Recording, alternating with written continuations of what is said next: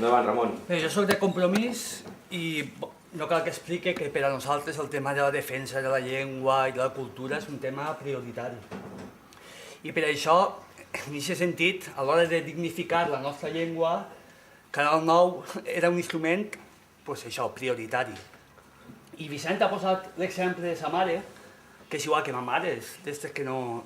castellà doncs quasi que no el parlen, i era molt important, almenys tindre alguna seva llengua, però jo vull posar un altre exemple, perquè jo soc professor de secundària i moltes vegades intentava treure el tema de la llengua i tal, i de la televisió, i ells, el que me diuen tots, és a dir, quan dic tots és tots, era que una pel·lícula en valencià, no, això és ridícul, a mi, això sona fatal, això, una pel·lícula en valencià, això no...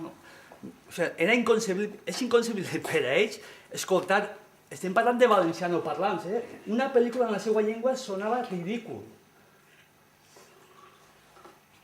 Sí que és veritat que en el tema del doblatge del cinema, Canal 9, fatal, però sí que en altres tipus de programes, per exemple, documentals o dibuixos animats, això ha sigut una cosa normal. Que si que veien en la seva llengua dibuixos animats els ha aparegut normal. I era un instrument molt important per a dignificar la nostra llengua.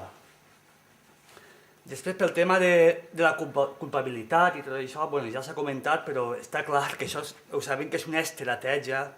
Esteu parlant que està tot... És una estratègia, això està tot pensat. Aquesta gent se dedica a arribar als llocs, degrada el públic, però no només el públic, sinó tots els que treballem en el públic, els funcionaris també, on s'estan degradant. I tot és una estratègia que es prepara per arribar a un moment en quan aquesta degradació siga màxima. Hi ha el desprestigi del que treballa, dels funcionaris, siga total, la societat la preparen i quan ja està preparada, aleshores ataquen, i és el que ha passat justament al Canal 9. Ataquen i són depredadors, però no s'ho pensen.